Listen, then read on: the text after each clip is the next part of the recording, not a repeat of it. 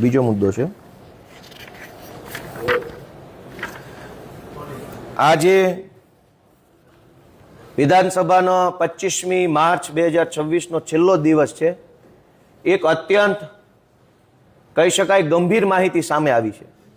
વિધાનસભાની માધ્યમથી મેં તારાંકિત પ્રશ્ન તરીકે ગુજરાતના ગૃહમંત્રીને એક પ્રશ્ન પૂછ્યો હતો।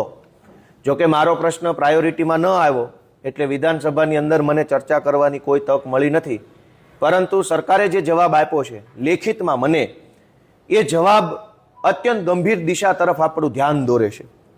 હમણાં સરકારે પોલીસ વાન ચાલુ કરી છે 112 જનરક્ષક। આ એક બહુ મોટું કૌભાંડ છે, જનરક્ષક 112 વાહન। કેમ કે આ તમામ ગાડીઓ પહેલી નજરે જોઈએ તો એવું લાગે કે આ પોલીસની ગાડી છે, પણ હકીકતમાં એ પોલીસની ગાડી નથી, એ ગાડી કંપનીની ગાડી છે। GMRI નામની એક કંપની છે। આ કંપની પાસે 112 ગાડીનો કોન્ટ્રાક્ટ છે। હવે આમાં કૌભાંડ ક્યાં છે?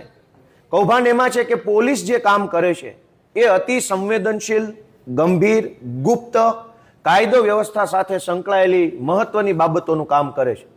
પોલીસને 112 નંબર ઉપર જે કાંઈ ટેલિફોન આવે છે એ તમામ ટેલિફોન બહુ મહત્વના મુદ્દા ઉપર આવતા હોય છે। કોઈ ક્રાઇમને લગતા આવતા હોય, સાયબર ક્રાઇમને લગતા, ઇન્ટરનેશનલ થ્રેટને લગતા આવતા હોય, આપણે સરહદી રાજ્ય છીએ, બોર્ડરની પહેલે પારથી કંઈક પ્રવૃત્તિને લગતા ફોન આવતા હોય। આવા તમામ મહત્વના, ગંભીર અને એકદમ કહેવાય કે રાજ્યની સુરક્ષા સાથે સંકળાયેલા જે ફોન આવતા હોય છે એ બધા ફોન ગુપ્ત રહેવા જરૂરી છે। પણ આખી ગાડી જ પ્રાઇવેટ કંપનીની માલિકીની છે, એના ડ્રાઈવરો પ્રાઇવેટ મૂકેલા છે। આજે હવે તમે 112માં કોઈ ગુપ્ત માહિતીનો ફોન કરો ક્રાઇમનો, તો એ ફોન પહેલા કંપની પાસે જશે, પછી કંપનીના ડ્રાઈવર પાસે જશે અને પછી એ ગાડી પાસે જશે। તો પોલીસ એ પ્રાઇવેટ થઈ ગઈ। હમણાં થોડાક દિવસ પહેલા તો વિધાનસભાના માધ્યમથી મને જાણવા મળ્યું હતું કે પોલીસ ભાડે આપવામાં આવે છે। આજે એ જાણવા મળ્યું કે પોલીસની ગાડીઓ કંપની પાસેથી લીધેલી, કંપનીને આપી દીધી છે। એનો અર્થ એ થયો પોલીસ પ્રાઇવેટ થવાનું ચાલુ થઈ ગયું કંપની હસ્તક। અને આ કંપનીને સરકારે 4,63,34,883 રૂપિયાનો તો એને પગાર ચૂક્યો છે। પૈસા સરકારના, પોલીસ સરકારની અને એનું પેમેન્ટ કંપનીને।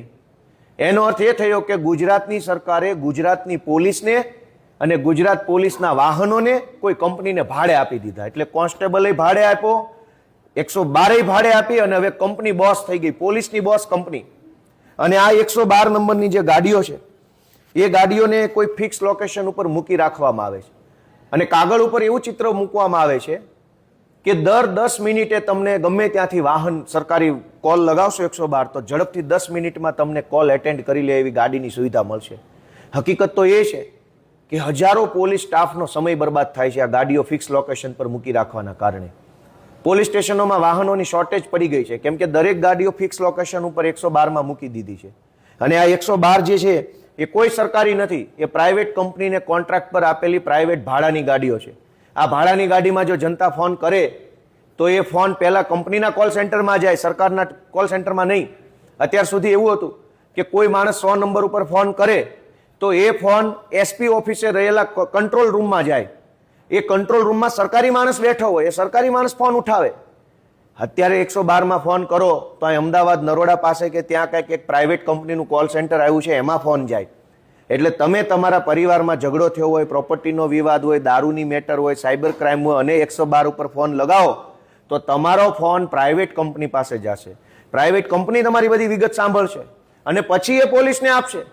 એનો અર્થ એ થયો કે પ્રાઇવેટ કંપનીની સરકારની પોલીસની ઉપર પ્રાઇવેટ કંપનીઓ બેસાડવામાં આવી।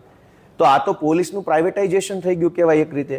મારી ગુજરાતની ભાજપની સરકારને વિનંતી છે કે ખુલાસો કરે, તમે આ પોલીસનું પ્રાઇવેટાઇઝેશન ક્યારથી ચાલુ કર્યું ને કોના કહેવાથી ચાલુ કર્યું, અને લોકોની ગુપ્તતા ભંગ થાય, લોકોની સંવેદનશીલ માહિતી લીક થાય એવું આ કામ છે। એટલે ગુજરાતના ગૃહમંત્રીએ આ બાબતે સ્પષ્ટ ખુલાસો કરવો જોઈએ એવી હું માંગણી વ્યક્ત કરું છું।